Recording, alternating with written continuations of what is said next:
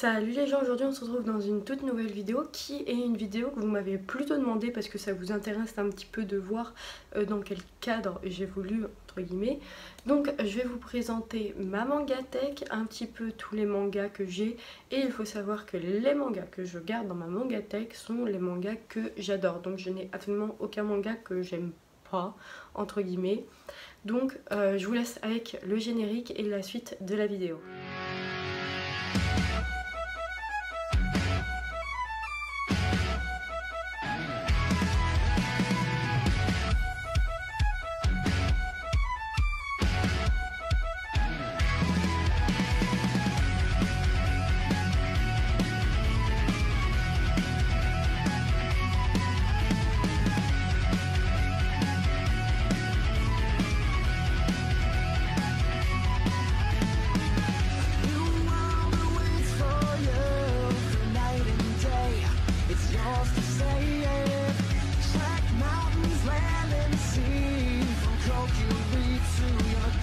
Donc ma mangatech se compose de plusieurs carrés comme vous pouvez le voir là. On a en bas aussi, mais ça je vais l'enlever et tout. On a, en fait c'est vraiment plusieurs carrés interposés. Donc on va commencer par le haut. Donc ici on a une petite carte de Made in Abyss. Donc qui représente la couverture du tome 5. D'ailleurs le tome 7 vient de sortir. Ici on a une petite carte de un artiste chez Animasia. Donc je vous laisse juste ici les codes etc. si jamais ce style vous intéresse. Je vous mettrai au pire le truc en barre d'infos. Donc ici on a les 6 premiers tomes de Made in Abyss. Made in Abyss qui est un manga d'aventure assez horrifique, on va dire, plutôt horrifique, aventure. Franchement c'est un manga très très sympa que j'adore. On suit Rico et Lego dans leur aventure dans l'abysse, qui est un trou en fait qui s'est formé sur la terre et où des gens qui sont appelés caverniers vont dans ces profondeurs pour découvrir des trésors. Et Rico, donc qui est la petite fille juste ici, elle veut aller au fond de l'abysse pour retrouver sa mère. C'est une aventure vraiment très très touchante. Il y a plein de trucs qui sont abordés et honnêtement, je crois que c'est un de mes meilleurs mangas que j'ai pu lire à ce jour. Ensuite, toujours chez Ototo, nous avons Mayball, les 5 premiers tomes. Alors Mayball, c'est un manga qui au début je n'avais absolument pas aimé le tome 1. Néanmoins, comme j'avais acheté le tome 1 et 2 ensemble, eh bien j'ai dû lire le tome 2 par la suite et le tome 2 m'a fait changer d'avis. J'ai commencé à apprécier la série, le tome 3 m'a encore plus convaincu, le tome 4 et 5 également. C'est une série que je vous recommande franchement parce que elle est plutôt bonne et il ne faut absolument pas s'arrêter au tome 1. Ensuite, nous avons le tome 1 de The Irregular at Magic High School. D'ailleurs, le tome 2 vient également de sortir. C'est une série que j'aime bien. On suit ici un garçon qui a été, entre guillemets, mis dans la case du plus nul de l'école parce que c'est une école où on juge sur les capacités magiques et non sur la réflexion et les qualités sportives. Et sa sœur, elle, qui a un grand don en pouvoir magique, a été mise dans la classe des surdoués, donc des plus forts. On va suivre donc son intégration dans cette école, voir comment il va interagir avec les autres élèves. Et c'est un manga que j'aime beaucoup puisque j'avais regardé l'animé et que l'animé m'avait beaucoup plu. Ensuite, nous avons les 8 premiers tomes de Gate. Alors, Gate, de quoi ça parle? Ça nous parle d'un homme qui va se rendre à une convention et quand il se rend à sa convention, une porte s'ouvre en plein milieu du Japon sur un monde fantaisiste où donc il va y avoir des guerriers qui vont tenter d'envahir le Japon par cette porte. Bien évidemment, l'envahisseur va être repoussé et cet homme en fait est un militaire et il va être envoyé donc de l'autre côté de la porte. On va le suivre donc dans ses explorations, dans ses pourparlers avec les gens qui habitent de l'autre côté de la porte parce qu'on découvre qu'il y a plusieurs royaumes, etc. Et c'est un côté stratégique qui est abordé là-dedans, même si le côté fantaisiste n'est pas laissé à l'abandon, il y a quand même un côté stratégie militaire politique et c'est un manga que j'aime beaucoup. D'ailleurs l'anime est disponible sur Netflix et il me semble que c'est le tome 11 qui vient de sortir également. Ensuite, dans la case d'à côté, nous avons tout d'abord une petite figurine de Sailor Moon. Nous avons au-dessus une petite carte de Lunakis et un ex-libris de Origin. Ensuite, nous avons donc le tome 1 de Axel Ward. Axel Ward est le manga qui précède, qui est avant Sword Art Online. Et ça nous parle donc d'un monde où tout le monde est dans le virtuel. En fait, la VR fait partie du quotidien et on va suivre un garçon et une jeune fille qui vont se rendre dans l'Axel World, le monde accéléré et leurs aventures. Je ne m'attarde pas plus sur celui-ci parce que j'ai que le tome 1, donc je peux pas vous en dire trop. Mais j'avais bien aimé l'anime. Ensuite, une nouveauté de chez Ototo, il s'agit de Dragon Life.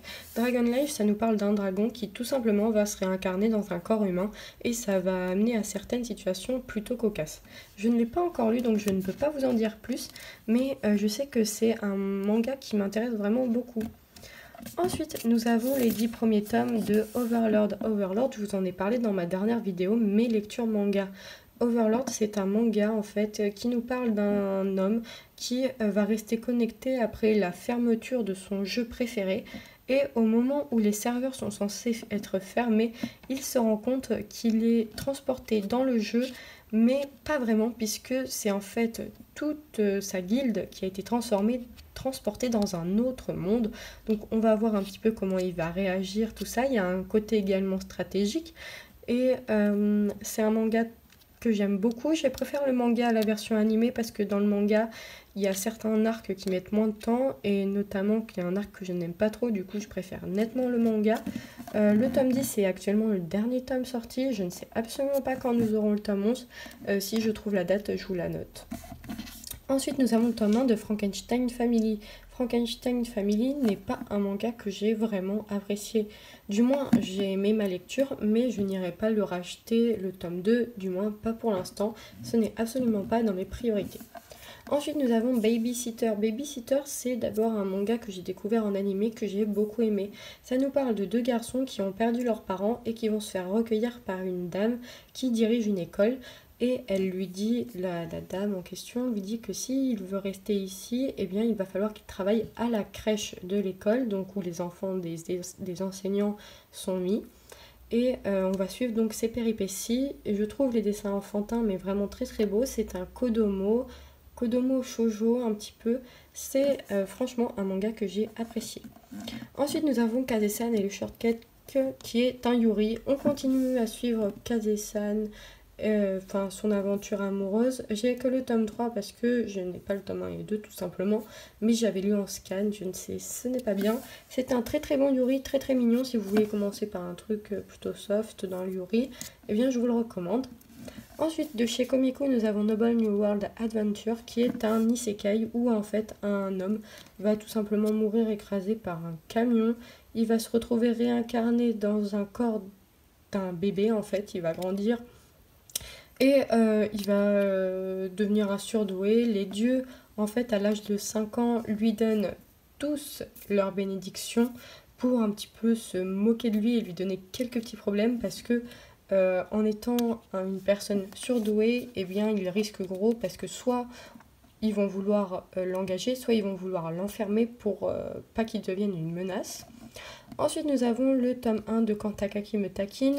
Je pense que vous l'avez vu passer un peu partout sur Instagram, YouTube. Je ne vais pas m'attarder dessus. C'est un bon manga que j'ai vraiment aimé et j'ai hâte que le tome 2 sorte. Ensuite, nous avons le tome 1 de Au Grand Air qui est un manga pareil des éditions Nobinobi. C'est une lecture tranquille que j'aime beaucoup. Ça parle de camping et c'est plutôt sympa. Ensuite, nous avons Lunakis juste ici derrière la petite figurine. Je vais vous pousser ça quand même. Donc voilà. On a perdu Sailor Moon. Hop. Donc Lunakis, c'est un manga qui est par le mangaka de Killary et on retrouve le style graphique, il n'y a aucun souci. J'aime beaucoup l'histoire, hâte de voir comment ça va se développer. C'est une série en 7 tomes.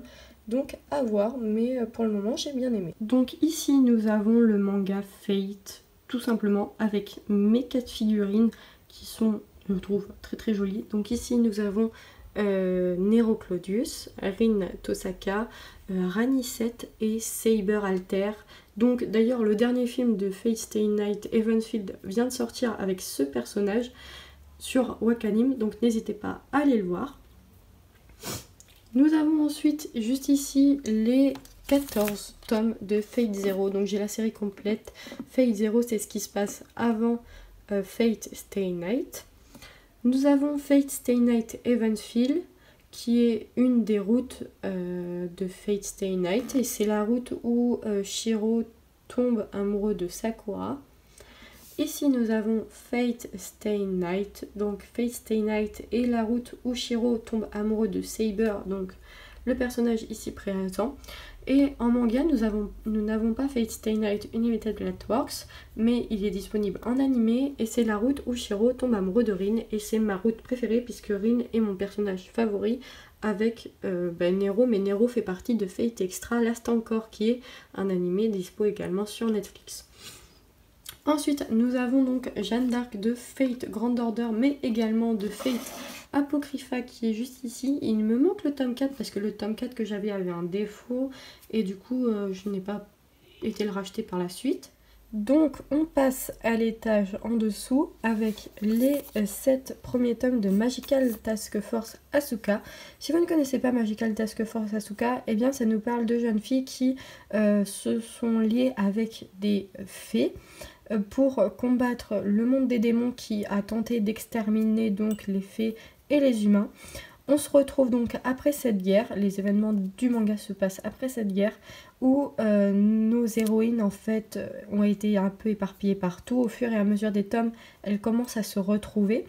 Elles vont devoir vaincre un ennemi qui s'est allié donc aux démons, et cet ennemi là crée également des Magical Girls mais pour faire le mal. Donc on va suivre nos héroïnes là-dedans. C'est un manga psychologique, horreur, que je n'aurais pas mis en shonen parce que c'est quand même pour public averti. Il y a des scènes assez violentes et choquantes. Je ne vous recommande pas de commencer par l'anime parce que l'anime apparemment n'est pas top. Moi je n'ai pas trop regardé donc je peux pas vous en dire, mais si vous devez commencer par le manga qui est vraiment très très sympa. Ça aborde notamment la stratégie militaire mais pas de façon lourde, et c'est franchement du très très beau travail. Ensuite, nous avons donc les 3 premiers tomes de Jusqu'à ce que nos os pourrissent.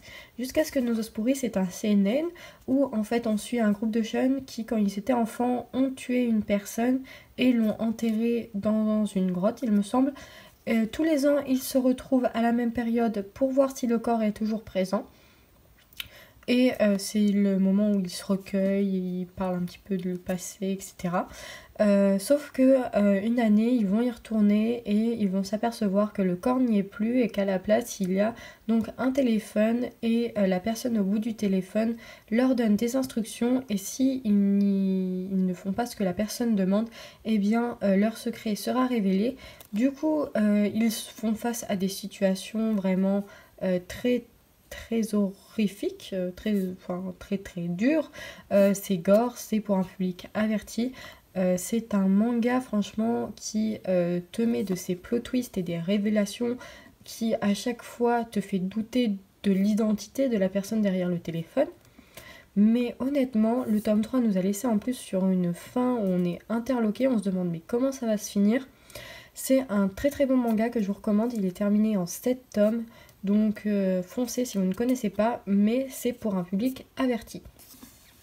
Donc ensuite nous avons un manga de Kujiseo Fuka. Fuka qui est quand même un manga plutôt connu. Il est terminé avec 20 tomes au Japon et ça nous parle un petit peu de drame, school life, tout ça.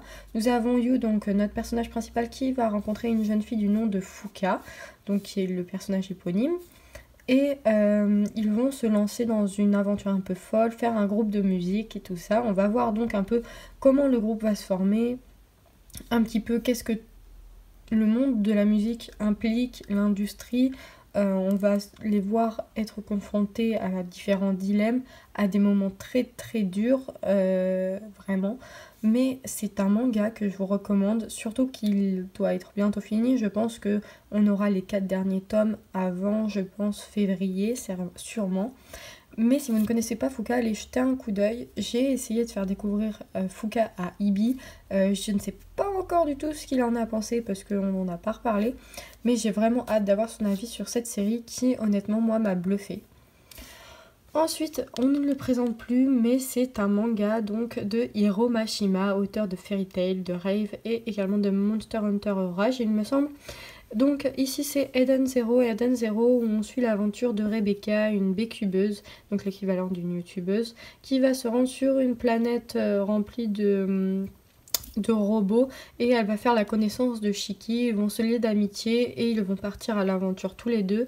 Donc ils vont faire face à différentes péripéties. Il faut savoir que les arcs sont très très courts dans Eden Zero, beaucoup plus courts que dans Fairy Tail.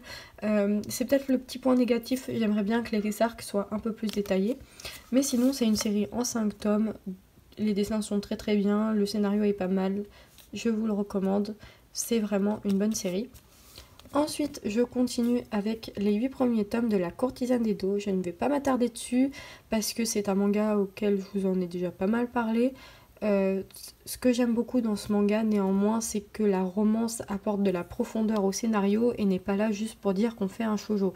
Donc c'est franchement un très très bon manga qui regroupe plein de choses, drame, historique, enquête. C'est franchement un bon, voire un très très bon manga que je recommande à 1000%. Ensuite de Nishiyoshin et Ogwit qui se classe parmi mes mangaka préférés depuis que j'ai découvert une de ses œuvres que je vais vous présenter prochainement. Donc Bakemonogatari, c'est un manga en fait qui nous conte un petit peu tout le folklore japonais, il y a tout ce qu'il y a, donc le folklore surnaturel, tout ça. J'aime beaucoup, j'ai été un peu déçue par le tome 3. Néanmoins, c'est un bon manga, les dessins sont très très bien. Je vais pas m'attarder dessus parce qu'il y a eu une grosse com également sur ce manga, mais c'est un très très bon manga. A contrario, nous avons Spirit Seekers qui ne m'a pas du tout convaincue. Donc c'est le tome 1. Je n'aime pas, le personnage est trop basique, l'histoire en elle-même n'est pas ouf. Je ne pense pas continuer cette série. Je laisserai néanmoins une chance à la série avec le tome 2, mais je ne suis pas du tout convaincue. Pour moi, c'est un peu un copier-coller de Twin Star Exorcist en version plus gentille et en version un peu moins trépidante. Ouais, j'ai pas du tout été convaincue par ce tome-là.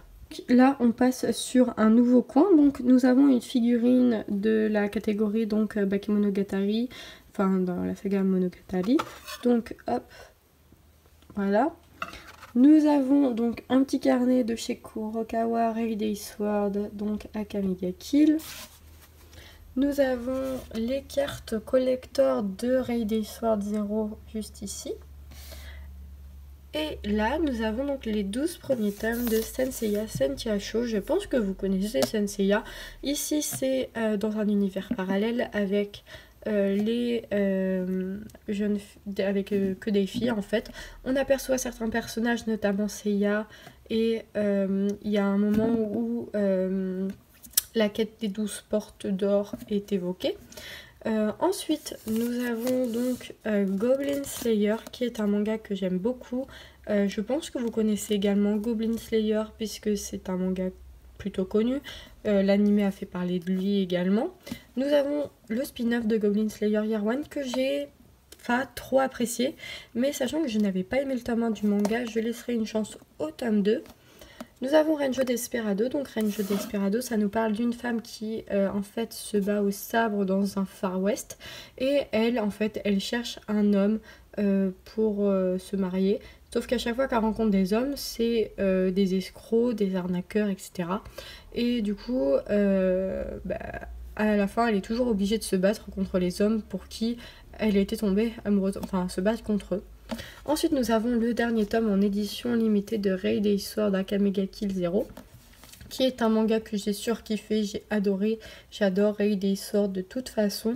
Donc si vous ne connaissez pas Raid Day Sword, surtout allez jeter un coup d'œil parce que c'est vraiment un très très bon manga. Ensuite, dans la case à côté, nous avons du Kaze et de Kana, mais au-dessus, nous avons donc Lex Libris de Demon Slayer et encore une carte de Raid Day Sword 0. Nous avons les 3 premiers tomes de Magi Magi, qui est un manga que j'ai découvert très très récemment. Ça nous parle d'un jeune homme qui s'appelle Aladdin, qui va sortir en fait de sa cave et il va faire la rencontre de Ali Baba. Ils vont partir à l'exploration d'un labyrinthe parce que c'est dans un monde où des labyrinthes sont sortis de terre et si on finit un labyrinthe on en ressort riche, etc. Donc voilà un petit peu le résumé. C'est un manga que j'aime beaucoup et c'est par l'auteur de Momomo qui est un manga également que j'avais apprécié. Donc nous avons Twin Star Exorcist, le tome 1 que j'aime beaucoup mais il faut que je me trouve l'intégrale. Ensuite, nous avons We Never Learn de chez Kaze. C'est un manga qui m'a un petit peu déçue dans le sens où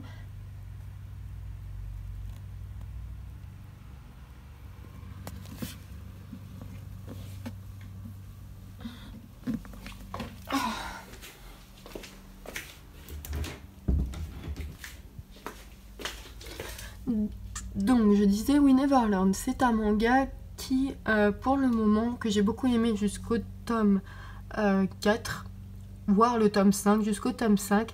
À partir du 6 ou 7, je commence à me poser des questions sur continuer ou pas cette série parce que je trouve que les relations n'avancent pas.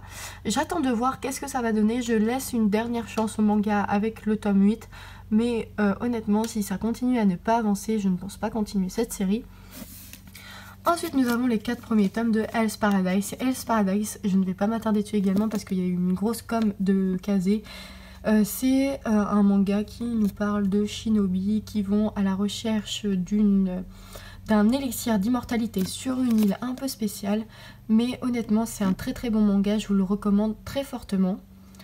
Ensuite, nous avons le tome 1 et 2 de Blooming to You qui, pareil, est un yuri des éditions Kana cette fois-ci. Et c'est un yuri très très doux qui aborde des sujets un petit peu mignons, j'ai envie de vous dire. En fait, nos héroïnes n'ont jamais eu de sentiments pour la jante masculine. Quand un garçon leur dit qu'il les aime, eh bien elles ne réagissent tout simplement pas, ça ne leur fait rien. Et du coup, elles sont désespérées de l'amour et une d'entre elles va tomber amoureuse de l'autre et on va voir un petit peu comment tout cela va se passer. Ensuite, nous avons Time Shadows qui est un manga un petit peu thriller, enquête également avec du surnaturel. Donc notre héros principal retourne sur son île natale pour l'enterrement de son ami d'enfance. Il va découvrir qu'il se passe quelques trucs pas très très nets sur son île et va décider de mener l'enquête. C'est un manga très très bon qui est toujours en cours au Japon. Donc si vous ne connaissez pas Time Shadows, je vous conseille d'aller y jeter un petit coup d'œil parce que ça vaut vraiment le détour. Ensuite, je me mets un petit peu plus loin pour que vous puissiez bien voir. Donc je ne sais pas si cette vidéo sortira avant ou après ma review sur Moi quand je me regarde en slime. Mais ici c'est mon petit coin également Moi quand je me regarde en slime qui est une des séries que j'adore énormément. Donc j'ai une figurine de Milim que j'aime beaucoup beaucoup. Elle est hyper belle, elle est grande comme vous pouvez le voir puisqu'elle est plus grande que les mangas. Ensuite on a les 2 carnets à côté Kurokawa pour faire un petit peu le coin. Et on a donc les 9 premiers tomes de Moi quand je me réincarne en slime. C'est un manga juste génialissime, je m'attarde pas dessus comme je vous en ai fait une vidéo dédiée. Donc voilà, c'est vraiment un super super manga. Puis juste ici, alors ici c'est le coin un petit peu bordel, dans le sens où on a ici là, on a le tome 1 de Danmachi en light novel, c'est que des light novels. Sword Art Online en light novel, Twilight 1 et 2 ce sont des graphic novels, donc je sais pas c'est trop quoi la différence. On a le roman Une vie de Maupassant, on doit avoir une autre bêtise de quand j'étais au collège, au lycée. Ensuite on a le light novel de Bakemonogatari que je vous ai présenté. Et là, tout ça, ce sont des extraits manga pour quand je fais des ventes sur Vinted pour vous les mettre. D'ailleurs, je vous glisse mon Vinted si jamais vous êtes intéressés. Donc voilà, ici c'est le coin light novel et extrait manga que j'entrepose. Alors ici nous avons les mangas de chez Panini Manga, j'en ai pas beaucoup, donc j'ai les Kuime que j'ai acheté à Ibi. C'est une série que j'ai plutôt bien aimée, c'est dans le style horreur où en fait un groupe d'amis va dans une maison et va se retrouver face à un monstre et il y a un personnage qui s'appelle Kuime qui va les sauver, etc. Mais c'est très compliqué. Ensuite on a Demon Slayer. Demon Slayer, je vous en ai fait une vidéo, je pense pas m'attarder dessus, tout le monde connaît Demon Slayer. C'est vraiment un super manga. Si vous ne connaissez pas Demon Slayer, quand même, allez jeter un coup d'œil parce que ça vaut le détour, et notamment allez voir l'animé qui est vraiment superbe. Ensuite on a ici les 8 premiers tomes de Enfer et Paradis. Enfer et Paradis est un manga dont je vous parle tout le temps parce que il se retrouve très régulièrement dans mes achats manga, mes lectures manga. Donc si vous ne connaissez pas toujours Enfer et Paradis, allez voir parce que c'est une série juste géniale qui mélange combat surnaturel, tragédie, drame. Honnêtement c'est un superbe manga. Et Ogrit fait un travail de ouf sur les dessins. Donc allez voir Enfer et Paradis. Je crois que c'est un de mes mangas préférés avec moi quand je me réincarne dans Slime. Et Fuka ainsi que Made in Abyss. Donc honnêtement c'est vraiment un très bon manga. Donc voilà, j'espère que la présentation de ma mangatech vous aura plu. Comme vous avez vu, j'ai pas mal de mangas, mais j'ai obtenu ça sur plusieurs temps. Et il faut savoir que ma collection, il y a vraiment énormément, mais quand je vous dis énormément, d'occasion. Il y a plein de trucs que j'ai pas payé plein pot, que j'ai acheté d'occasion, notamment les courtisanes d'Edo. En fait, je crois qu'il y a plus de la moitié de ma collection qui est d'occasion, pour vous dire. Donc voilà, j'espère que cette vidéo vous aura plu, que vous avez aimé découvrir ma mangatech. Dites-moi en commentaire, vous, quel manga vous a le plus plu en fait dans ma mangatech. Et n'hésite pas à t'abonner à la chaîne, à partager et à liker la vidéo. Et moi je te dis à dans une prochaine vidéo.